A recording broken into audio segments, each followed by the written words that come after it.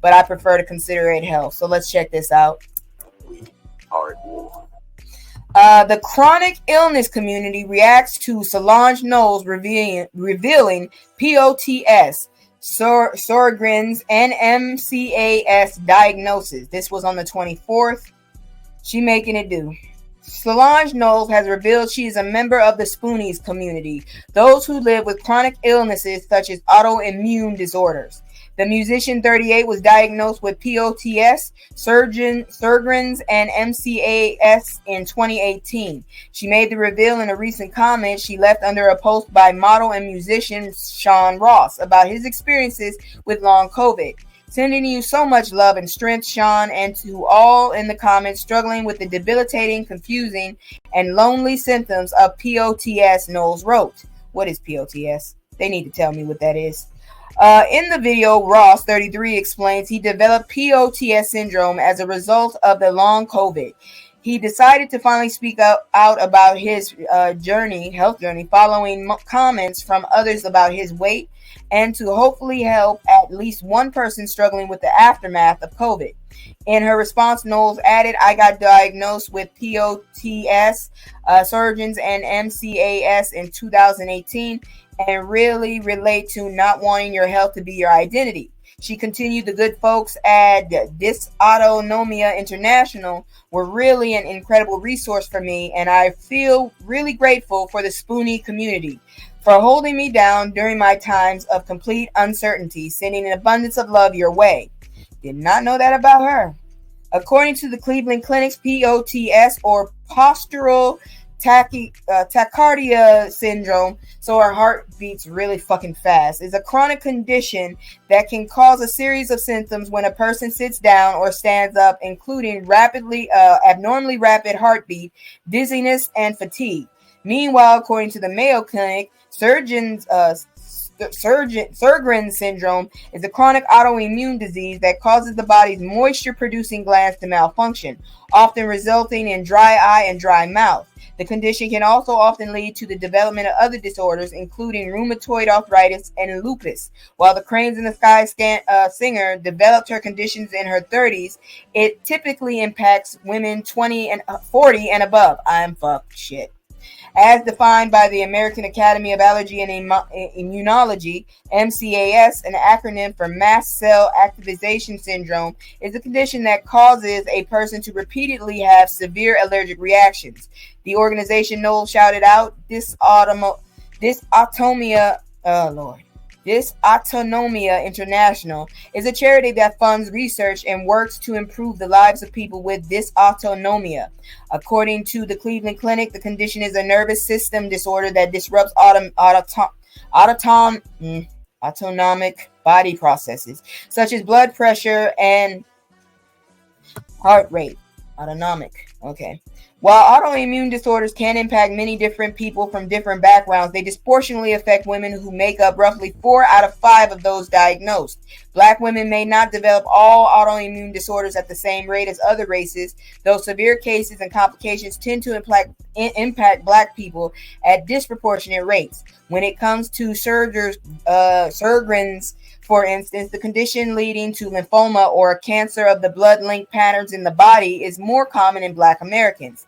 Since Knowles opened up about her health journey, many of her fellow Spoonies have praised her and offered their support under an Instagram post by the Sjögren's Foundation, thanking her for speaking out. I might have said it wrong because they've been spelling it Sjögrens, and now the R is missing, so I don't know. Anyway, thanking her for speaking out, and several noted how excited they get whenever another famous face speaks up about chronic illness. I love when celebrities admit they have autoimmune disease or that word. It does help us not feel so alone in our struggle, a user wrote. Venus Williams is another famous Black woman who has spoken out about living with the condition. In particular, Black women with the condition appreciate the representation celebrities with the condition provide. Another user commented, "This is great, saying this is a person who's had to fight rheumatologists who told the Black women don't get surgeries, they get lupus." Well, there you go. Lupus and apparently that thing are similar. But now you know, you're in the know, and we're moving on. Because here's something that talks to me all the time. I have insomnia, and it's ridiculous. I have to take drugs every time for it. Want to sleep well? Fix these 8 morning habits. Shit, I don't have a morning habit at this point. I just wake up. Let's see here now. This was reported today. When we think about sleep-related habits, typically bedtime routines come to mind, not the morning rush. And while it's true that evening sleep hygiene can set us up for either success or failure, the habits we have earlier in the day can also have an impact on how refreshed we feel upon waking. If you want to sleep well, how you manage your mornings makes a difference. I usually run out the house. Morning habits can have an immense impact on one's sleep quality because they can affect 24-hour sleep and wake cycle, says Po Chang Soo, MD/MS. Don't know what that stands for. Here are the morning habits that may be ruining your sleep and what to do instead of greatly improve the quality of your shut-eye. I'm going to try and skim through this as much as I can. The problem: waking up too early. It may be obvious that waking up too early is something that interferes with your sleep. Clearly, if we're sleeping, if we're awake, we're not sleeping. All right. So what can you do about that? Let's see here now. Here they say what to do instead. White suggests that you adjust your schedule to accommodate 7 to 9 hours of sleep and try to establish morning routines that don't require waking in the wee hours. Early rising is less problematic when it comes after a proper amount of sleep. And if realities of your work or family situation don't easily allow for a less painful alarm time, taking daytime naps is fine, but don't overdo it. A daytime nap of more than 30 minutes may affect nighttime sleep. Not me. Shit, my mom says I go into goddamn comas. Number 2, the problem: hitting the snooze alarm. I used to do that. A few extra 10-minute increments of sleep I still do that. May seem like they're improving your rest, but the snooze alarm is not your friend. So they say, what you do instead: signal to your brain and body that the alarm is going off means it's time to wake up. Turn on the lights, sit up right, and get out of bed quickly. You may find it helpful to place the alarm clock out of reach so you have to get up to turn it off. Let's see, why is that? It affects your quality of sleep. It causes sleep anxiety and stress at night. Yeah, it causes me anxiety because now I know I have to get up in 10 minutes. All right, the problem: having inconsistent wake-up time. I can tell you off the back, if you don't have a solid routine, your sleep is going to be fucked. So what you need to do is go to bed and get up the same time every day, even on the weekend. While it may not be easy at the beginning, once the good habit is formed, you may find yourself drifting off more quickly and waking more refreshed. So you get yourself a routine. Working from bed. Oh, that's not good. Yeah, that fucked me up and I started gaining weight, which did not help because I was already gaining weight. Freelancers are those who work from home. It may seem delightful to wake up in bed, have a coffee, grab the Mac on the nightstand, and start the work right in their pajamas. But working from bed decreases sleep quality because your brain starts to associate the space being with mentally active. So you start thinking, if you actually take your work seriously, your bedroom turns into your actual workplace. Only use your bed for sleep and sex. You can still work in your pajamas, but do it at your desk. Yeah, I have that problem. I think I'm doing it right now, real talk. Problem: being in the dark. Literally, I love being in the dark. That is a problem. The hormones melatonin and cortisol work to help you sleep, fall asleep, and wake up, respectively, and light affects both. Exposure to light stimulates production of cortisol, giving our bodies the signal that it's time to be alert. If your room is dark in the morning and you don't seek out light during the day, your sleep hormones can be affected. Okay, that's my fault. Turn on the lights in your bedroom. Turn on the light. Don't sue me. When it's time to get up, or open the curtains if the sun is up.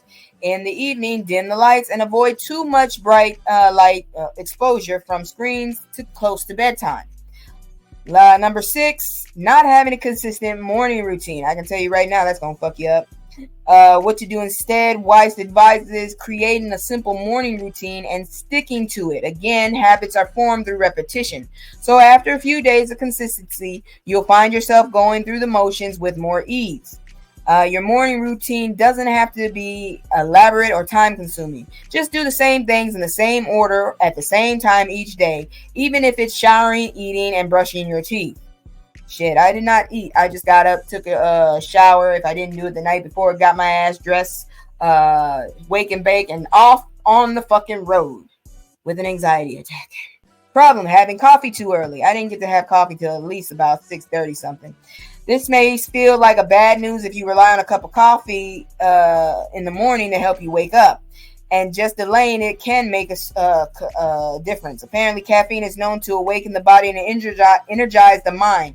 But drinking it before 11 a.m. is counterproductive as far as nocturnal sleep is concerned. Oh, shit. So what you should do is try not to get your coffee fix a bit later. Try to get your coffee fixed a bit later in the morning and see if it helps you feel more rested. You don't have to do it all at once. Move the time back in 10 or 15-minute increments until you're comfortable having it later, but not too late. Avoid caffeine in the afternoon as it can stay in your system for 8 hours or even longer and interrupt sleep. And the last problem, not making your bed. I did not know that. Clutter is associated with stress and life dissatisfaction. So tidying up can be good for your mental health. Never leave the bed untidied after waking up in the morning. I did not think about that, but I know in the military we had to make our bed up really quick. So what to do? Make your bed as soon as you get up. If you have busy mornings, be sure that you don't have so many pillows or other things to arrange that could cause the process to be time consuming. So there you go. Those are some things that will help you go to sleep. I'm not sure if it'll help me, but that's what they said. Now, before we continue, you know what I'm about to do. Check out the commercial. Like, share. If you got something you want to suggest to me, say it in the group. Not in the group, but say it in the comments. And just come at me correct, because I'm going to come at you correct. Here we go. I hope this works. Damn it. Here we go. Over and over. One day that's going to work. Damn commercial. It's just me and the fam. It's just me and the fam. It's just me and the fam. It's just me and the fam. Yeah. It's just me and the fam. See my little say that's my hype girl, that's my mascot. Little ones go for hours and some hours till we pass out. Stay inside the house, turned up with the racks out. Stay inside the house, turned. All right, here it is. This dumbass shit here. Weird ass news. Kitten brought into German animal shelter turns out to be wildcat. See, I keep telling y'all, world peace if everybody minded their business. This motherfucker is going around picking up shit. See, I told y'all this is what's going to be the problem. Scientists and dumbass people that don't mind their business is going to ruin this damn world. This motherfucker could have left that damn thing alone. Instead, he going to go be, He's going to go be Captain Save an Animal. This is not a kitten. Now there is a pissed off cat running around looking for its baby. So this was reported on the 25th. A seemingly orphaned or abandoned kitten brought to an animal shelter in Germany displayed unusually aggressive behavior that resulted in it being identified as a European wildcat. Dumbasses. The Bergham Animal Shelter said the small feline was brought in by a member of the public who found it alone on a country road. See what happens when you don't mind your damn business? And became concerned by the animal's aggressive behavior and refusal to eat because it doesn't eat that shit. It's probably waiting for its mama. You should have called the animal people, the animal society, not the goddamn vet or the shelter. Shit. Shelter staff suspected the kitten wasn't a domestic cat at all and contacted the Reichschneider Hof Wildlife Center, which confirmed the animal was a European wildcat. A protected wild species native to the area. So you're just going around picking up endangered animals and bringing them to the wrong spot. Pissed off cat is probably somewhere looking for his baby. And now he smells like you. Good job. The Wildlife Center said the young wildcat is being cared for alongside another member of its species until they are old enough to be returned to the wild. So there goes the mama who has lost their child. All because of nosy motherfucker. We do our best to make their stay as comfortable as possible. Every progress they make is followed here with great enthusiasm and hope, a Wildlife Center spokesperson told the Dodo. All I can say is I hope that cat makes it. And I hope you stop grabbing random animals and bringing them to the doctor. Because I know damn well that motherfucker probably is not that happy to find out you send your ass up there bringing them wildlife. They was expecting like a kitten, a puppy. Here your ass coming up with a whole wild endangered species. You dumb motherfucker. Well, that's it for tonight. Really, I'm not feeling it because I have a busy week coming up. Hopefully, it changes the situation I'm in. Let's pray it does. I got a lot of appointments, and I'm gonna holler at y'all later. So I'm not really gonna do the panel because I've noticed a lot of y'all prefer to do the recap or whatever as they call it. This one, I feel this show was pretty good enough that I didn't screw it up so bad. So I'm gonna cut up stuff. Oh, thank you so much. I'm gonna cut up some stuff and probably by tomorrow once I get back from my trip. I gotta go out of town and I'll be back before 2 hours. No, I'll be back at least 2 hours, at least 2.5 hours. So, I'm just going to chill. But before I go, I just want to say thank you. I hope y'all enjoy what I'm doing. And if you don't, tell me what you feel like would make it more interesting. But overall, thank you. So I'm going to give you a big old kiss. Mwah! And that's it for the show. I'm going to go and keep doing, like, I have to finish editing before I can publish the deep dive. And I'm already writing the script for my next deep dive. And like I said, I need to start doing some of my story times as well. Like I said, I want to push out more content since I got time. Tonight I got time, cuz. So, yeah, that's what I'm going to do. So, I'll talk to y'all later. Night. I can't stay. No, I always gotta go. Leave house to stay home with my soul. All the way I can't stay. No, I always gotta go.